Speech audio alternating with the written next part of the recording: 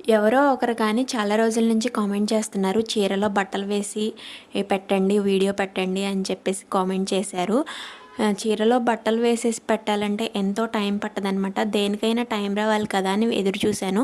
ప్రెగ్నెన్సీలో మామూలుగా ఎవరికైనా వెయిట్ గెయిన్ అవుతూ ఉంటుంది. నా పరిస్థితి ఏంటో కానీ వెయిట్ లాస్ అవుతున్నాను అనమాట. ఈ లాస్ అవ్వటం వల్ల బట్టలు కూడా చాలా వదులుగా తయారవుతున్నాయి అనమాట. ఎవరికైనా టైట్ అయిపోతూ ఉంటాయి. అంటే మళ్ళీ కొత్తవి కొనేటట్టుగా ఉంటాయి అనమాట. నాకు ఉన్న బట్టలే లూజ్ అయిపోతున్నాయి. మా ఆయన పెట్టే టార్చర్స్కి ఇంకా టెన్షన్స్కి తినే తిండి కూడా వంట పట్టట్లేదు ఏమో కానీ చాలా వెయిట్ లాస్ అయితే అయిపోయాను. ఏదో ఆకలిస్తే తింటున్నాను, లేకపోతే తిరుగుతున్నాను అన్నట్టు ఉంటుంది. కానీ ఇంకా టైం రావాలి కదా అని ఈ బట్టలన్నీ ఇలా పెట్టేశాను అనమాట. చీరలో బట్టలు వేసి ఫోల్డ్ చేయటం చాలా ఈజీయే. ఎప్పటికప్పుడు డీక్లటర్ చేసేస్తూ ఉంటాను. బట్టల్ని ఎక్కువగా ఉంచుకోను అనమాట. ఉన్న బట్టల్లోనే ఇప్పుడు చాలా అన్కంఫర్టబుల్గా ఉన్నాయి.